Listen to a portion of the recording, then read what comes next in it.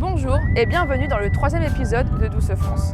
Aujourd'hui, nous sommes au cœur du domaine de la Roquette chez Bastien Cantillon de la Couture, apprenti viticulteur. Vous aimez le vin et vous souhaitez en savoir plus sur ses secrets de fabrication? Suivez-moi pour découvrir l'art de l'œnologie.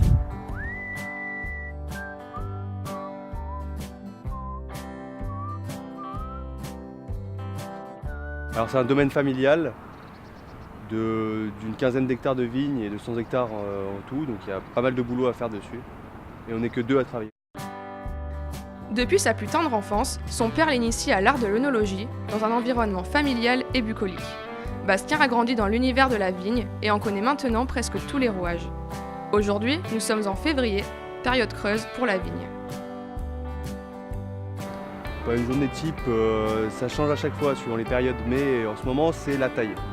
Alors, la taille, on taille des vignes pendant toute une journée. C'est assez long et fastidieux, mais bon, oui, c'est tout ce qu'il y a à faire. C'est une période de 3 mois où la vigne est en repos, donc on n'a pas besoin de passer de produits, on n'a pas besoin de faire tout ce qu'il y a à faire, il y a juste la taille. Dès l'arrivée du printemps, la vigne se réveille de son sommeil hivernal avec l'arrivée des bourgeons. Bastien devra aérer la vigne pour éviter qu'elle soit trop dense, puis naîtra la fleur et le fruit, à l'instar de chaque plante.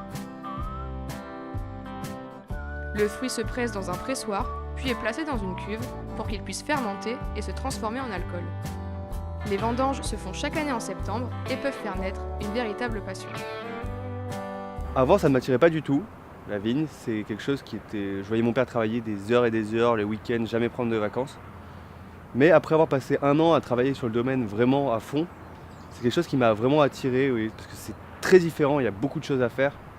Et on touche à tout, tant à la culture de la vigne, qu'à la création du vin, qu'à la communication, qu'à la vente. Donc il y a vraiment beaucoup de choses à faire différentes et ça change à chaque fois en fait. C'est pas le même travail qu'on fait. Chaque année c'est toujours le même travail, mais suivant les périodes on fait des trucs différents et ça c'est pas mal. Au niveau des projets, on a pas mal de projets de prévus, comme déjà remettre une chaîne d'embouteillage et refaire de la vente par bouteille au détail. Parce que là, on a subi une inondation il y a quelques années qui a tout ravagé, vraiment tout, parce qu'on est dans la plaine de l'Argence, donc c'est assez difficile, on a des crues de temps en temps, et l'inondation de 2010 a vraiment tout détruit.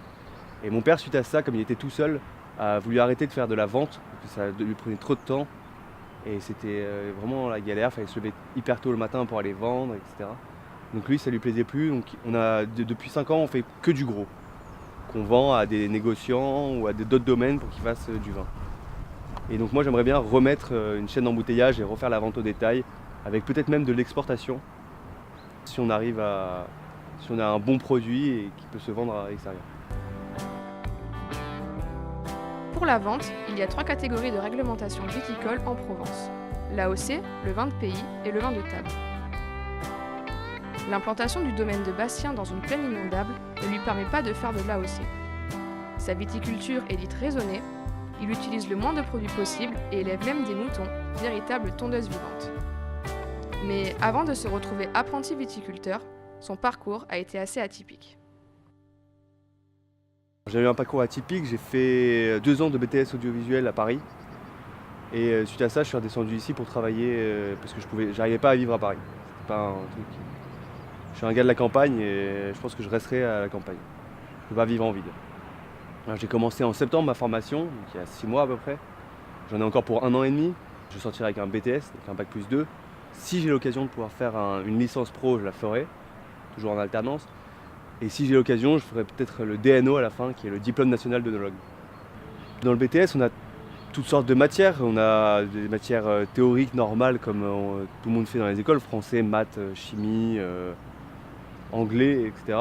Et on a des matières plus spécifiques, comme la viticulture et l'œnologie, qui sont quand même, je pense, pour moi, les 2 matières que je préfère parce que ça touche vraiment au vin et à la vigne. Alors l'avantage, c'est qu'en même temps, on a des cours théoriques, donc on apprend des choses, on apprend pas mal de choses, on apprend le fondement de la création du vin, par exemple, ou de la morphologie de la vigne, chose qu'on n'apprendrait pas sur le domaine. On apprend à le faire, mais manuellement, tout seul. Alors qu'avec les cours, ça permet vraiment d'approfondir tout ça, tout le travail qu'on fait. Ensuite, ce qui est pas mal, c'est que comme on est des apprentis, Le boulot c'est très long et très fatigant, donc ça permet d'avoir des coupures entre les deux et de pas non plus se lasser, on va dire. On n'a pas le temps de se lasser en fait, on est 2 semaines au travail, après on est 2 semaines en cours, dès qu'on en a marre des cours on reprend le travail, donc ça c'est vraiment pas mal. Bastien poursuit donc son BTS œnologie et viticulture à Hyères en alternance. Pour lui, le vin est une création et même un art. Alors à vos verres et à vos bouteilles et dégustez. Le vin ça a toujours fait partie de la culture française. On sait que déjà la France est le premier producteur de vin, le premier consommateur de vin. Donc c'est ancré dans la culture française. Déjà rien que pour ça, ça fait partie de la gastronomie. La France on la connaît donc pour ça, pour son vin, pour son tourisme, pour sa gastronomie. Et quand on parle de la France on parle souvent de ça. Et je pense que c'est quelque chose qu'il ne faut pas perdre.